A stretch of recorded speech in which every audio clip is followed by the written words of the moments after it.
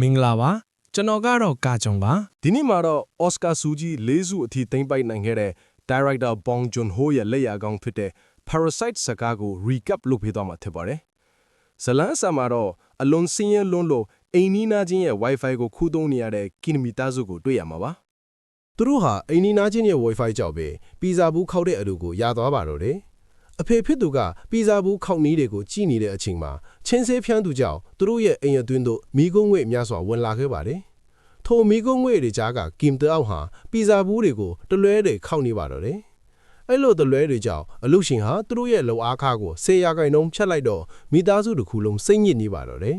။ဒီလိုနဲ့တနေ့မှာတော့တားဖြစ်သူကီဦးရဲ့တငယ်ချင်းမင်းဟျော့ရောက်လာပြီးချမ်းသာခြင်းကိုဆောင်ကျင်းပေးတဲ့ဆိုတဲ့စူးဆော့ကြောက်တုံချင်းကိုလက်ဆောင်ပေးပါတယ်။သူကကီဦးကိုချမ်းသာတဲ့ဖတ်မိသားစုစီမှာအင်္ဂလိပ်စာပြဖို့အလုပ်သွင်းပေးခဲ့ပါတယ်။ကီဦးဟာတက္ကသိုလ်ဘွဲလက်မှတ်အတုနဲ့အဲ့ဒီအင်ကြီးကိုစတင်ခြေကြခဲ့ပါသည်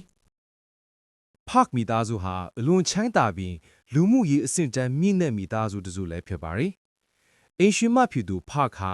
ရိုးရတယ်လို့ရှိသလောက်ကီဦးကလည်းအတော်လေးကိုပါနာပါတယ်။ကီဦးအလုပ်ဝင်ပြီးနောက်သူ့ညီမကီဂျွန်ကိုဂျက်စီကာဆိုတဲ့အမည်နဲ့အမှုပညာဆရာမအဖြစ်လိန်လည်ပြီးအလုပ်သွင်းပေးလိုက်ပါတော့တယ်။အဲ့ဒီကနေသစင်သူတို့မိသားစုဟာတယောက်ပြီးတယောက်အကွက်ဆင်ပြီးအဲ့ဒီအိမ်ထဲကိုရောက်လာကြပါတော့တယ်။ကီဂျုံကတော့အရင်ကရှိနေတဲ့ဒရိုင်ဘာကို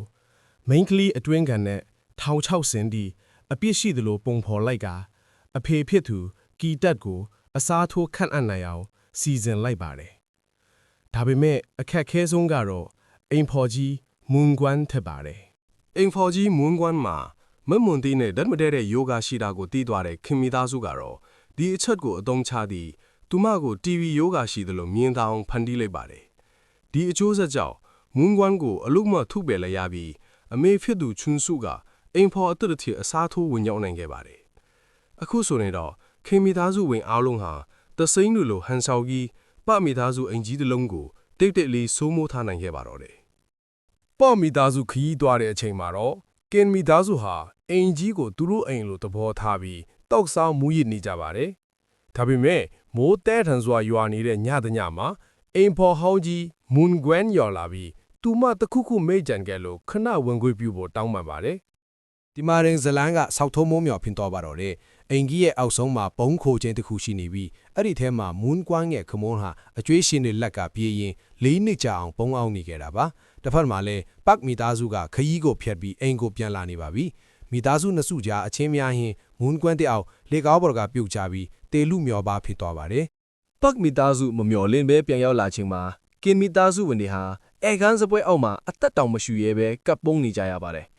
အဲ့ဒီအချိန်မှာပဲမစ္စတာပတ်ကကီတက်ရဲ့ကိုပေါ်ကအနှံ့ကိုယထာပေါ်မှာလူတွေကြားရတဲ့အနှံ့တစ်မျိုးလို့နှင်းစကားပြောလိုက်တာကိုကီတက်ကမလွတ်မကင်းကြားလိုက်ရပါတယ်။ဒီစကားလေးတစ်ခုဟာကီတက်ရဲ့စိတ်ထဲမှာလူဒန်းစားကွာခြားမှုကိုအလွန်ပြင်းပြင်းထန်ထန်ခံစားစေတဲ့အခိုက်အတန့်ပါပဲ။ကေဗင်တို့မိသားစုဟာအိမ်ကိုပြန်ရောက်လာချိန်မှာတော့မြေရောက်တိုက်ခန်းတစ်ခုလုံးမိန်လာရေးတွေကြားထဲနှိမ့်မြုပ်နေပြီဖြစ်ပါတယ်။အညစ်ကြေးတွေရောနေတဲ့ရေထဲမှာသူတို့ရဲ့ဘဝဟာလူအဖွဲ့အစည်းရဲ့အောက်ဆုံးအစ်မှာရက်တည်နေရတဲ့ဘဝဆိုလားကိုအထင်ရှားပြသနေသလိုဖြစ်နေခဲ့ပါတယ်။တားဖီသူကီဘူးကတော့အဲ့ဒီကြောက်တုံးကြီးကိုတိတ်တိတ်လေးဖတ်ထားရင်အနာဂတ်ကိုတွေးလိုက်တိုင်းမျော်လင့်ချက်နဲ့စိတ်ပြတ်အားငယ်မှုကြားမှာလှုပ်ရှားမရနိုင်အောင်ရက်တက်နေခဲ့ပါတော့တယ်။နောက်တနေ့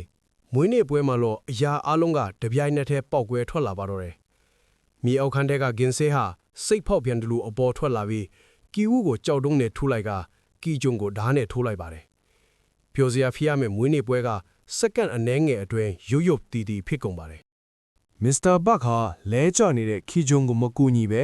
သူ့သားကိုခေါ်သွားဖို့အတွက်ကားတော့ကိုပဲလှုပ်နေပါတယ်။အဲ့ဒီအချိန်မှာတေဆုံးနေတဲ့ဂင်ဆေးရကိုဘော်ကအနံ့ကိုနှာခေါင်းပိတ်ပြီးယွန်ရှာပြတဲ့မစ္စတာဘတ်ရဲ့အမူအရာကိုမြင်လိုက်ရတဲ့အခါခီတက်ရဲ့ဒေါသကထိမ့်မရတော့ပါဘူး။သူဟာဓားကိုယူပြီးမစ္စတာဘတ်ကိုတတ်လိုက်ပါတော့တယ်။ဆက်သိမ်းမှာတော့ခီတက်ဟာအဲ့ဒီမြေအောက်ခန်းထဲမှာပဲဘုံနေရပါတယ်။တားဖြစ်သူကီဦးဟာတနေ့မှာအိမ်ကြီးကိုဝယ်ပြီးအဖေကိုကယ်ထုတ်နေလို့ကတိပေးထားပေမဲ့လက်တွေ့ဘဝမှာတော့သူတို့ဟာမြေအောက်ခန်းချင်းလေးထဲမှာပဲကြံရစ်နေပါတော့တယ်။ ချမ်းသာတဲ့သူတွေရဲ့အကျွင်းကြံကိုစားသုံးရတဲ့ parasite ကပ်ပါကောင်တွေအချင်းနဲ့ပေါ့ဇလန်လေးကတော့ဒီလောက်ပါပဲအဆုံးထိလိုက်ပါကြည့်ရှုပေးကြတဲ့တူရောက်ချင်းစီတိုင်းကိုကျေးဇူးတင်ပါတယ်ကောင်းနာဆုံး channel လေးကို subscribe လုပ်သွားပေးကြပါအောင်